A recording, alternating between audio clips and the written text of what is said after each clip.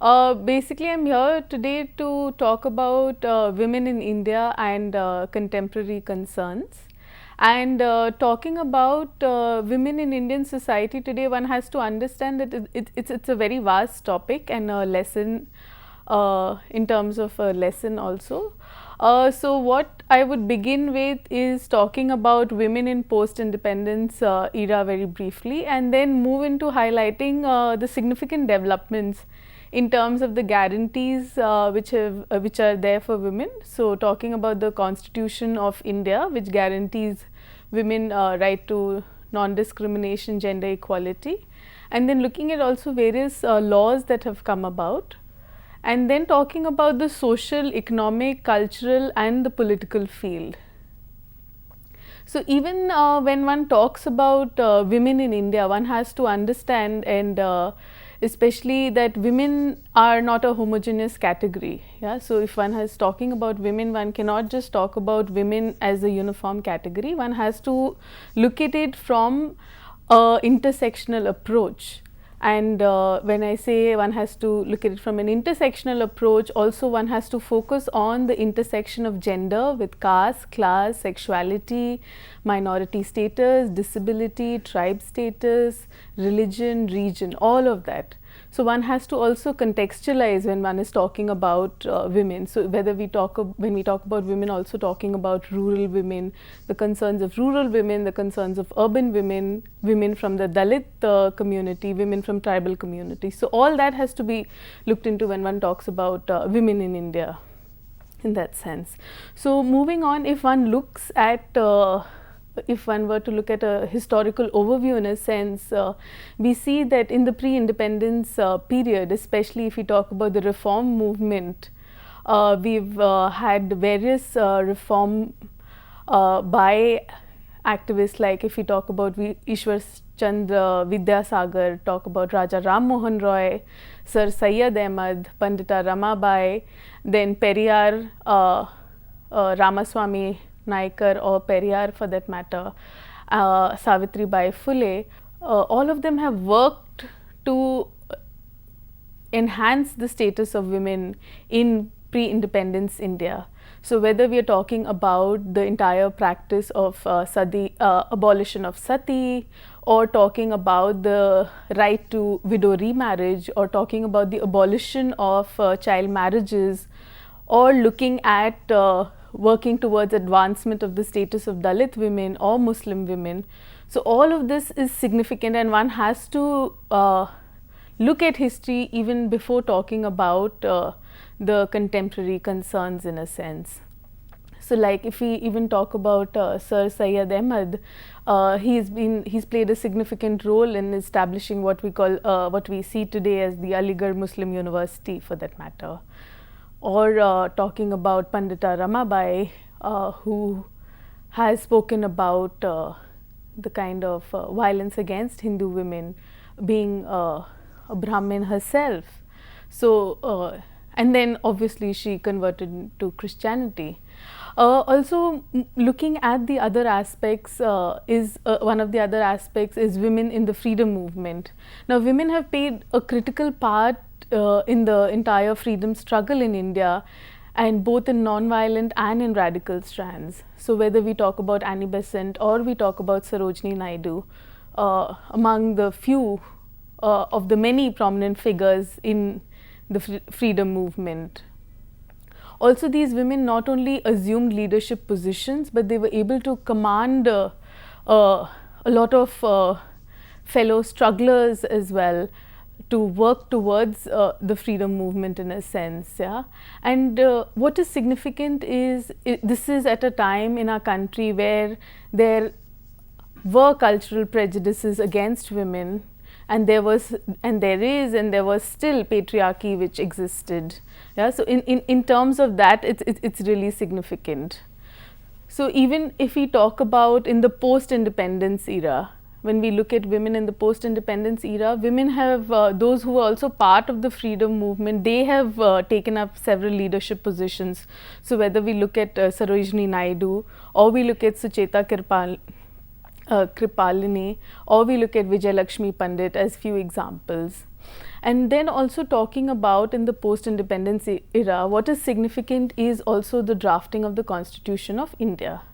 Now, when I'm talking about also the drafting of the Constitution of India, I'm also referring to one of the stalwarts, which is Ambedkar, Dr. B.R. Ambedkar, and the entire process of trying to create an inclusive society and ensuring that there is an equal place for women in our country. So in terms of that, it's been significant. Also, when one talks about Dr. Ambedkar, the entire struggle for the Hindu Code Bill and to ensure that women have an equal right in society, and the entire discussions around the Hindu Code Bill at that time. So if one has to look at the present concerns, one also has to look at how there was a struggle while talking about the Hindu Code Bill. Now, what is also significant in the independence era, or say in the year 1974, to talk about very specifically, is we have a landmark watershed report, which is the Towards Equality report. Now, this report was by the Committee on the Status of Women in India, and this report was also came out to talk about the status of women in India in the post-independence era. Now, why is this report important is because it looked at women across various fields. So it is an exhaustive report in a sense. It looked at the public and the private spaces. It looked at the situation of women in the family, including their role in decision making, women in agriculture, women in labor, women's participation in industries. And what this report, I mean, by the time the report got submitted, what it revealed, and one of the stalwarts of the women's movement, Veena Majumdar, being a very playing a critical role in this report, is that what this report revealed is that in spite of the various constitutional guarantees which are available, and we have various legislations and programs, women have not been able to get the benefits of these programs, laws and policies in a sense, in spite of the fact that women have had a history and had played an important role in the entire freedom movement also. So in terms of, to just put it in a nutshell then, would be that though there is de jure equality or de jure equality, this hasn't translated into de facto equality or equality at the ground level. So anybody who has to understand even the concerns of women or look at women in independent India also has to look at the Towards Equality report. Also talking about women in India, one has to not only look at tangible and intangible factors, so not just talking about the socioeconomic and political rights, but also the kind of social norms and perceptions that are held by society at large.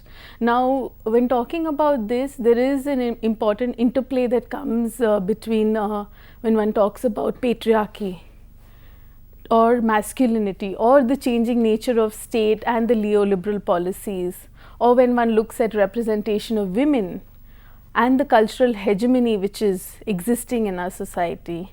Yeah, so what I'm trying to say in a sense is that we need to also understand the different structures that play an important role while talking about women and their status and their position in contemporary India. So what we see in a sense is that while women form half of the population in our country and they engage in both productive and reproductive labor, they also perform caregiving roles within their families, but still and they ensure that the families have restful lives and the population has a restful life in a sense, but their position and their condition still remains in a very poor state in a sense. So what I'm also trying to come to is the fact that even if we look at in terms of figures, yeah, so the gender composition of our population, for that matter, reveals that it is unfavorable to women. And when I talk about the gender composition, also looking at the child sex ratio in our country or the sex ratio in our country, both, I will look at both, but just to start about the gender bias in terms of if one looks at the sex ratio. Now India today stands at 940, And if we look at other countries, if we look at our neighbors, if we look at China for that matter, China, the sex ratio is lower, it's at 926. But if we look at other countries, so if we look at US, we look at Brazil, we look at our neighbor Pakistan or Bangladesh, Japan, they reveal more positive figures, higher than India. So other than China, in a sense, I mean, we are really kind of lagging behind, even in terms of just figures. Yeah. So even if one has to look at figures way back, the sex ratio way back from 1951 we were at 946, and we've moved to 941 and then 930. So 941 in 1961 and then 971 in 1971 we are at the figure of 930. So this is exactly how there is a fall in figures, in a sense. And if we look at the recent past, in 2001 we are at 933 and we increased to in 2011 to 940. Now these are all official figures as per the census of India. So one might want to feel happy that at least from 2001 to now 2011 we've had some improvement, so from 933 to 940, but one has to be more critical while looking at these figures, in a sense. So even if we look at the child sex ratio in our country, they also reveal a very negative trend. So while the overall child sex ratio in our country is at 914 girls for 1000 boys. So this is, and when I'm talking about child sex ratio, it is between the age group of 0 to 7 years, and in 2011 it's at 914. And what is really appalling, or the negative trend, is that in two of our northern states, that's in Punjab and Haryana, we have figures which are in 800. So this also shows, it portrays the deep-rooted apathy towards girl child in our society. Yeah, but also looking at some of the other indicators, especially the tangible indicators, in a sense, like what Dr. Ambedkar used to say about talking about, say, the status of women in our country, that if he were to measure the progress of a community, it would be by the degree of progress which women have achieved, in a sense. And education is something which is seen as an important indicator of the kind of progress women have made in the country. So looking at the level of education and literacy rate among women, it can really help us to understand the progress we've made in the few decades, and also we need to look at and understand the significance of the interlinkages between education and access to other basic resources and facilities, like the entire quality of life or looking at health. So, and these factors are just few that I'm telling you, but I mean they're really significant in a sense. So also talking about female literacy rates, now in 2011 we see that the literacy rate for females is at 65.46%. So it shows a rise of about 11% from 2001 to 2011. But even if we see the statewide figures, so while we have Kerala, which has the highest female literacy at about 91.98%, the lowest is recorded in Rajasthan at 52.6%. Now, along with this, what we also have, the startling figures, is that we have 10 Indian states which reveal a female literacy rate below the national average of 65%. So we have 10 states which have below 65% literacy rate for women. And also to just talk about the status of education in our country, and also linking it to women in a sense, is that education as a right hasn't come easily to us. Yeah, so it's after a struggle of more than 60 years after independence that we were actually guaranteed the fundamental right to education. And still there are structural barriers that exist which deny women quality education and access to schools. So and that is ongoing, I mean, and that's something that we've been talking about, whether we talk about midday meals or the access to quality education, the entire infrastructure issue. But also moving on to talking about the cultural aspects. Now, in terms of also cultural aspects, if we see, then what we also see is that at one level, especially if you're talking about women in urban areas, what we see is that women are exercising their choices also in terms of the kind of jobs they take up or the kind of partners that they're able to choose within marriage. But at the same time, what we see is that there is a sense of there is this revivalistic tendencies which are creeping in and which are finding ground, and also these parochial ideas. And when I say this is also that there is this mushrooming of caste, religion and region based say matrimonial services as an example. So you have like say a specific Bengali matrimony where a Bengali girl will get married to a Bengali boy for that matter. So in a sense what we are also saying is that we are also going back to time, so where at one level earlier we were talking about the Special Marriages Act or the freedom to go into intercaste marriages. Now we see that there is this region specific, religion specific, caste specific marriages that many times families force their children to go into. Also in terms of when we talk about cultural aspect is that the entire onus in terms of also sexual violence and sexual assault, the entire onus of guilt is laid on women. And this is something that we also know. So even if we talk about the misogynist comments which come from our leaders or from our spirit or from the different spiritual gurus around, like how would one stop rape, or how would one address the question of violence against women in public spaces, and that is really it says a lot about the times that we live in. Also in terms of honor and chastity of women, when we are talking about whether we talk about communal conflicts, we talk about khap panchayats, or we talk about the entire state sponsored violence. So honor and chastity is around, it rotates around women's bodies in a sense, and there is always an attempt either to guard or to malign the honor of women's bodies and chastities. So there are instances around that. And women also face the ire of society in many ways, and this also represents the status of women in our society.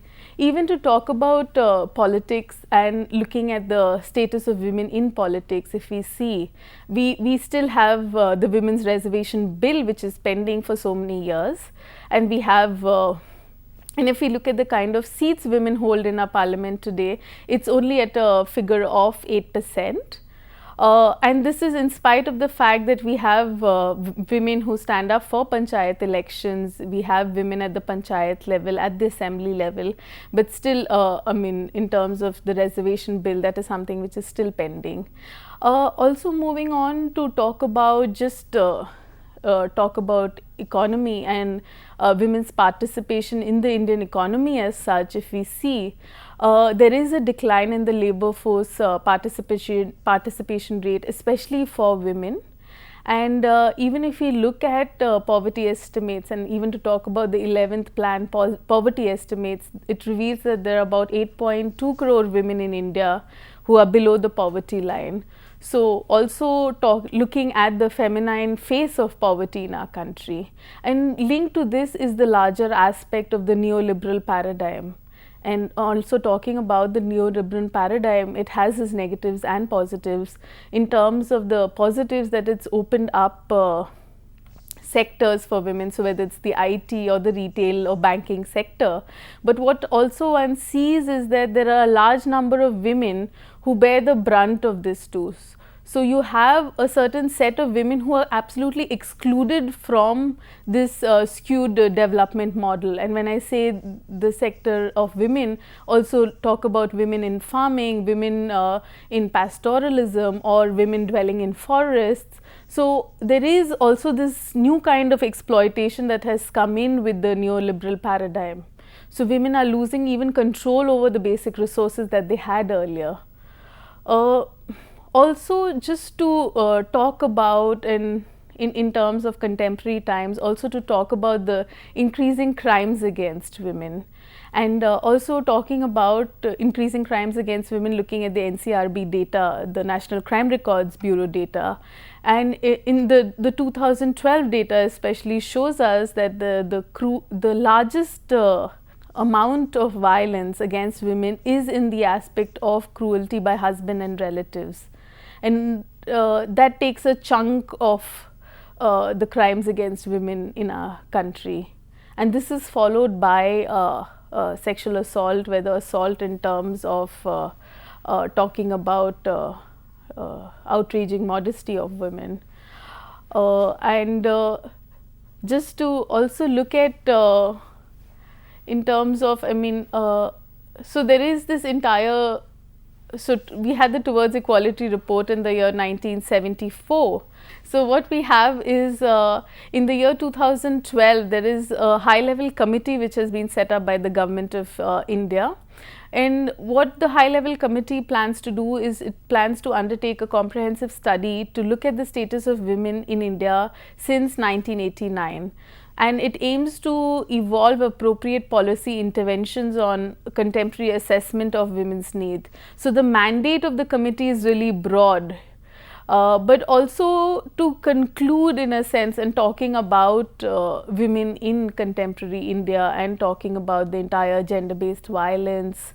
I think one has to go back to way back to 1792, where we had Mary Wollstonecraft, who in her book on A Vindication of Rights for Women said that I do not wish women to have power over men, but power over themselves, and this is germane even today. So when we are talking about the position of women in Indian society today, one has to not define it in terms of comparison with men, but also the perception that women hold about themselves and how they perceive their participation and role in society. So I think that is really significant.